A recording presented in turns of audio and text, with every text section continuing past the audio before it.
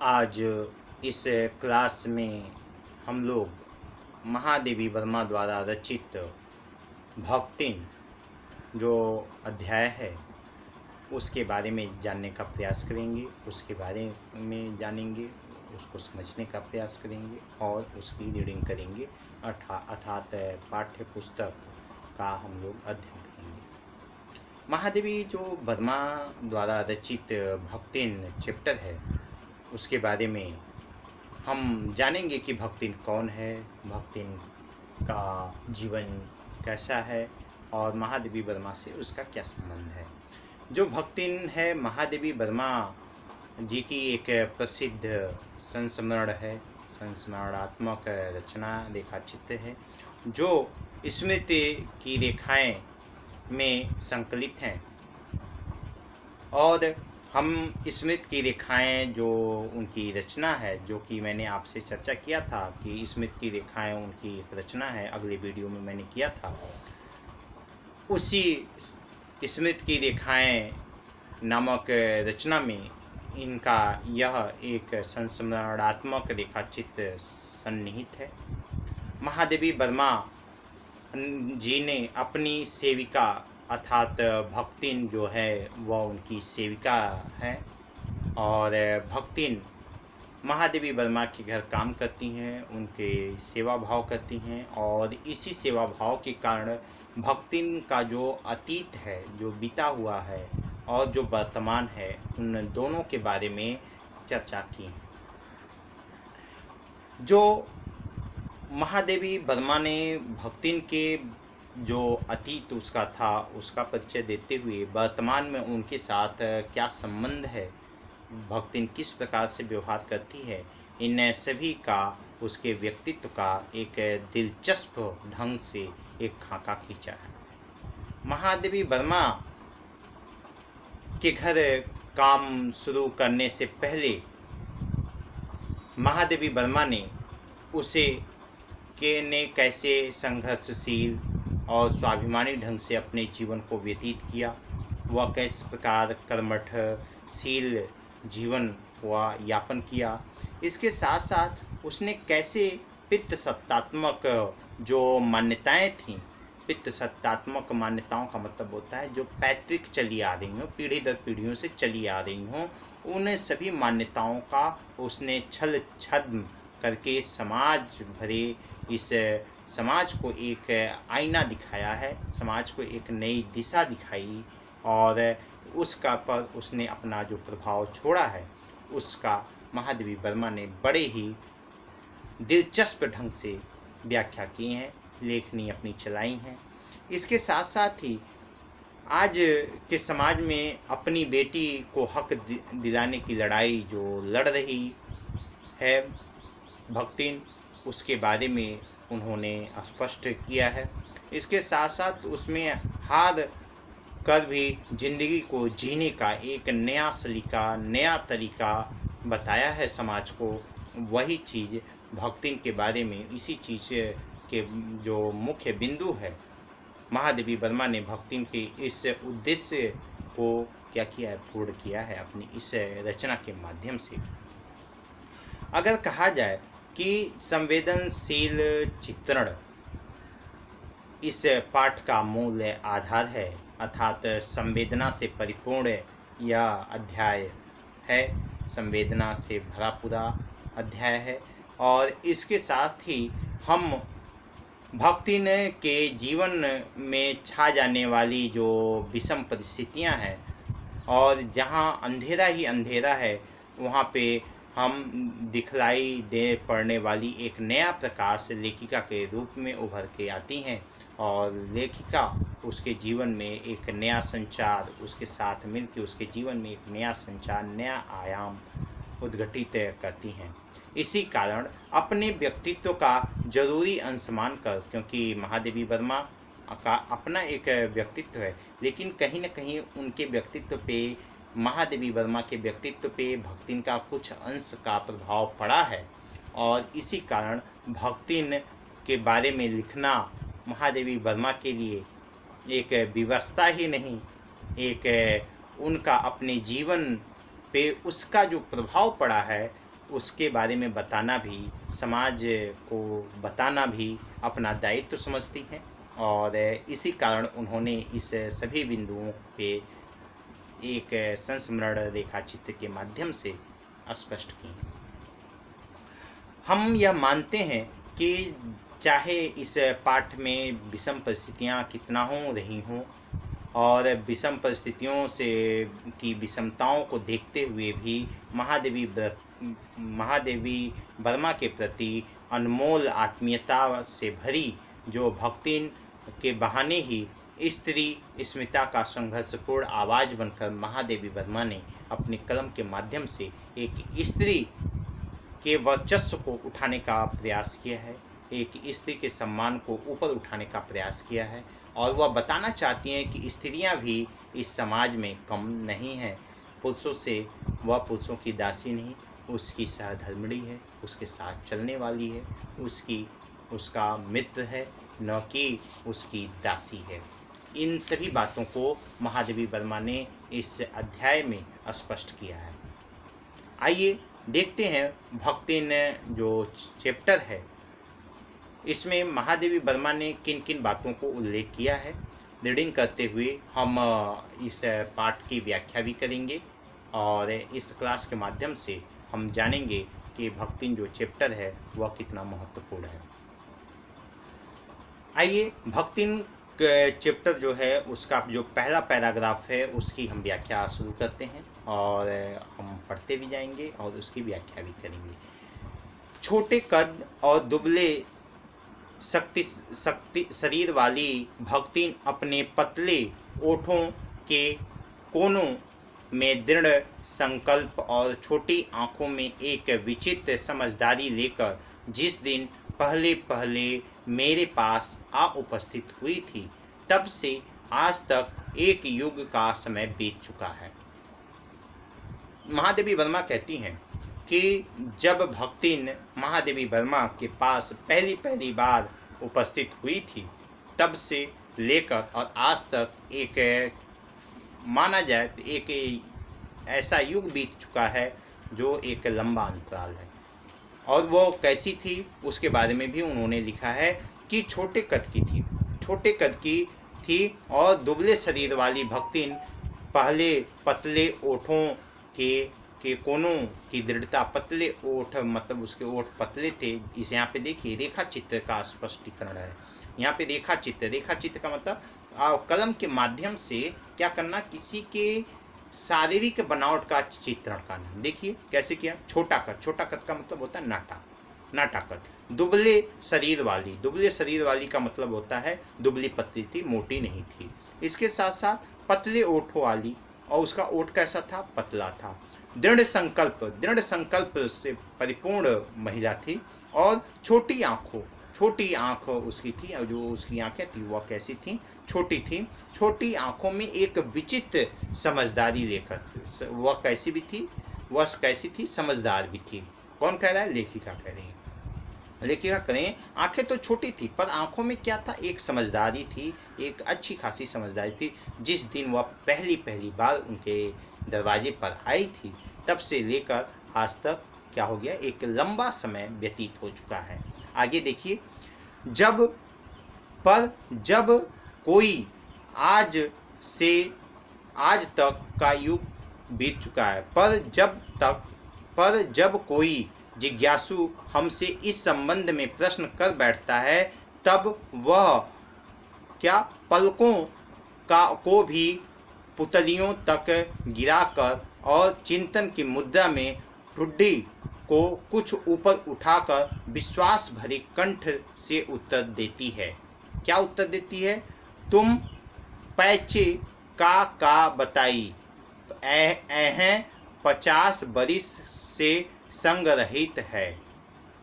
इस हिसाब से मैं 75 की ठहरती हूँ और वह 100 वर्ष की आयु भी पार कर जाती है। इसका भक्ति को पता नहीं। मतलब यहाँ पे आयु की तुलना की गई है। भक्तिन और महादेवी वर्मा के बीच का जो आयु संबंध का अनुपात है उसके बारे में चर्चा की गई है कि भक्तिन और महादेवी वर्मा की आयु का एक ऐसा गणना किया गया है कि भक्तिन कहीं न कहीं महादेवी वर्मा की आयु के बारे में या उनकी आयु के समकक्षता को देखते हुए वह भक्तिन के योगदान को सराहती हैं, बताती हैं। आइए आगे देखते हैं। कह रही हैं कि इसका भक्तिन को पता नहीं, पता हो भी तो संभवतः वह मेरे साथ बीते हुए समय में रत्ती भर भी कम न करना चाहेगी।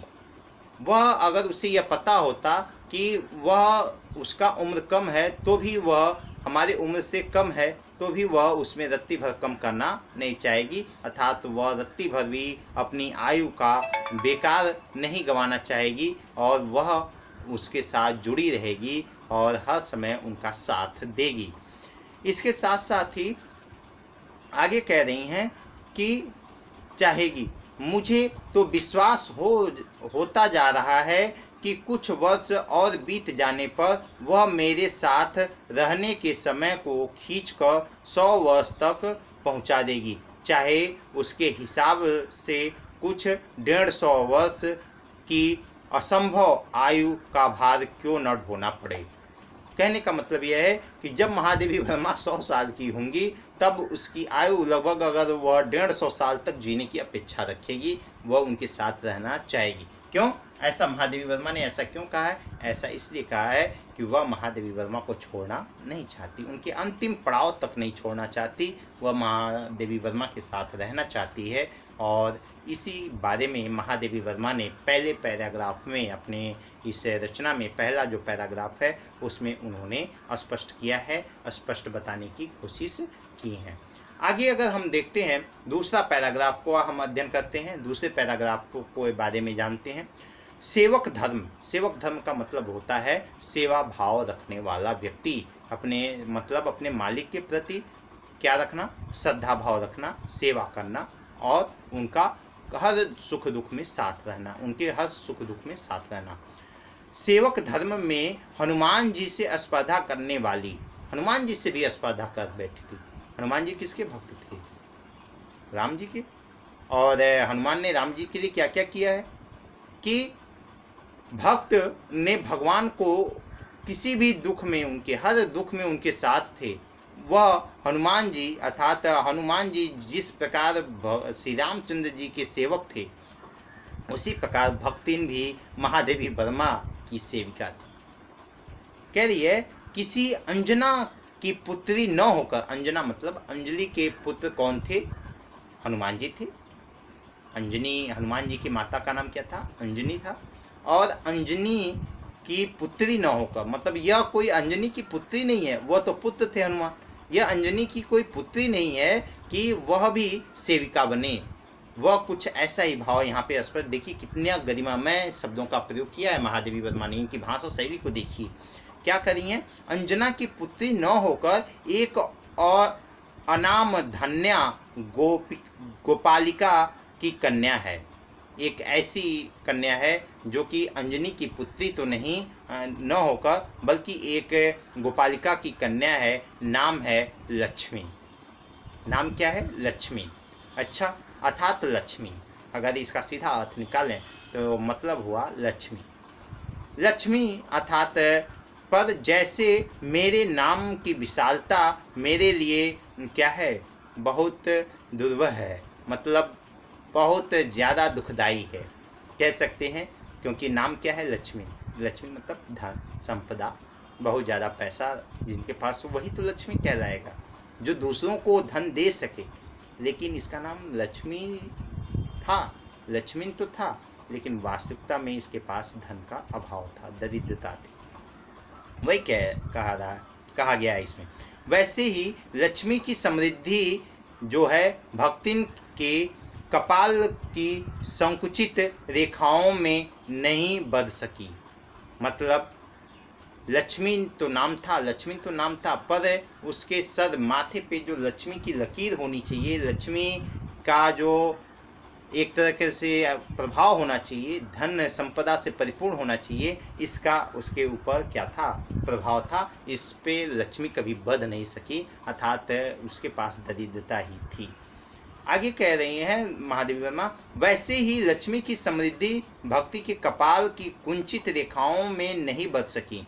वैसे तो जीवन के पर्याय सभी को अपने अपने नाम का विरोधाभास लेकर जीना ही पड़ता है। हर व्यक्ति जैसा उसका नाम है वैसा उसके ऊपर उसका प्रभाव, नाम का प्रभाव नहीं है। जैसे जैसे बहुत सारे ऐसे नाम होते हैं जिसका नाम कुछ और होता है और उसका अर्थ कुछ और होता है। मतलब वह उस नाम के साथ, जैसे क्या नाम हो, हरिश्चंद्र, हरिश्चंद्र, हरिश्चंद्र, और वह सत्यवादी न हो, झूठ बोलने वाला हो, तो उस पर यह नाम फबेगा, क्योंकि राजा हरिश्चंद्र तो सत्यवादी थे। तो नाम जैसा नाम है वह कहीं न कहीं व्यक्ति अपने नाम के साथ समझौता कर बैठता है। कह सकते हैं कि जैसा नाम है वैसा उसके ऊपर प्रभाव नहीं रहता। वही बात यहाँ पे कहा गया है कि भक्तिन समझदार थी, लेकर जीना पड़, सभी को अपने अपने विरोधाभास नाम को लेकर जीना पड़ता है, पर भक्तिन बहुत समझदार है। क्यों समझदार है? क्योंकि वह अपना समृद्धि सूचक नाम किसी को बताना ही नहीं चाहती। वह नहीं बताती, किसी को नहीं बताती। क्यों? केवल जब नौकरी की खोज में आई थी, जब वह नौकरी खोज रही थी, तब ईमानदारी का परिचय देने के लिए उसने शेष इतिवृत्त के साथ यह भी बता दिया, पर इस प्रार्थना के साथ कि मैं कभी कभी नाम का प्रयोग ना करूं। जब वह नौकरी करने आई तब उसने बताया कि मेरा नाम लक्ष्मण है, लेकिन मैं चाहती हूं कि आप मेरे इस नाम से न पुकारें, शायद अगर कोई और नाम आपको सूझे तो आप उस नाम से मुझे पुकार सकती हैं। इसीलिए इस चैप्टर का नाम क्या पड़ा है? भक्तिन पड़ा है। लक्ष्मण पड़ जाना चाहिए था ना, लक्ष्मण, लेकिन उसके वास्तविक नाम से इस पाठ का शीर्षक भी नहीं है। इसका कारण यह है कि लक्ष्मी जो चैप्टर है यह लक्ष्मी न होकर भक्तिन है, महादेवी वर्मा द्वारा रखा गया उसका नाम है। क्या आगे कहती हैं ये भी देख लिया जाए। वह प्रार्थना करती है कि उसके नाम का प्रयोग कभी भी महादेवी वर्मा ना करें। उपनाम रखने की प्रतिभा होती, अगर उसके अंदर उपनाम रख लेने की प्रतिभा होती तो लेखिका कहती हैं मैं सबसे पहले उसका प्रयोग अपने ऊपर करती। वह ऐसा सोचती है कि अगर उपनाम रखने की प्रथा प्रचलित होती कि अपने द्वारा अगर नाम उपनाम रखा जाता तो वह क्या करती, सबसे पहले उसका प्रयोग वह अपने ऊपर अपने लिए करती।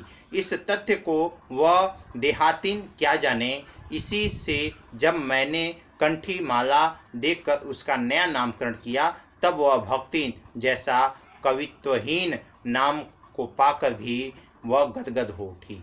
मतलब लेखिका ने जब उसके गले में माला देखा तब उन्होंने उसका नामकरण किया और नाम क्या रखा? भक्तिन। भक्तिन नाम रखा। किसका? लक्ष्मण का। लक्ष्मण का असली नाम क्या रखा गया?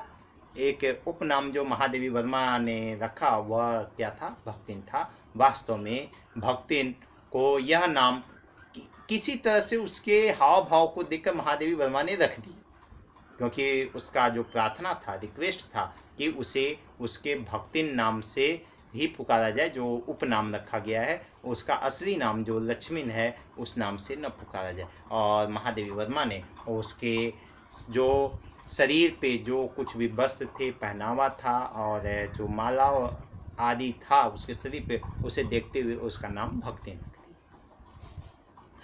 भक्तिन यह नाम पाकर धन्य हो गई और वह गदगद हो गई। और आप देख भी रहे हैं कि जो महादेवी वर्मा है इस पाठ का जो शीर्षक दी हैं वह शीर्षक भी भक्तिन ही है। तो इससे यह पता चलता है कि जो भक्तिन है वास्तव में कवित्वहीन नाम लेकर भी आज भी वह गदगद है। और इसी लिए इस पाठ का जो शीर्षक दिया गया है भक्तिन दिया गया है, क्योंकि महादेवी वर्मा ने लक्ष्मण का नाम भक्तिन रखा है। हम आज 2 पैराग्राफ ख़त्म किए हैं। 2 पैराग्राफ भक्तिन चैप्टर का ख़त्म कर चुके हैं। आपको पूरा प्रयास किया गया है इस क्लास में कि आपको समझ में आ जाए, प्रत्येक शब्द और पंक्ति का अर्थ अच्छे से समझ में आ जाए और आप इसका भरपूर लाभ ले सकें। मुझे आशा विश्वास है कि आपको यह 2 पैराग्राफ बहुत अच्छे से समझ में आया होगा और इसका अगला वीडियो हम आपको या अगला क्लास हम अगली क्लास में इसके आगे के पैराग्राफों की व्याख्या करेंगे। आज के लिए इतना ही। बहुत बहुत धन्यवाद।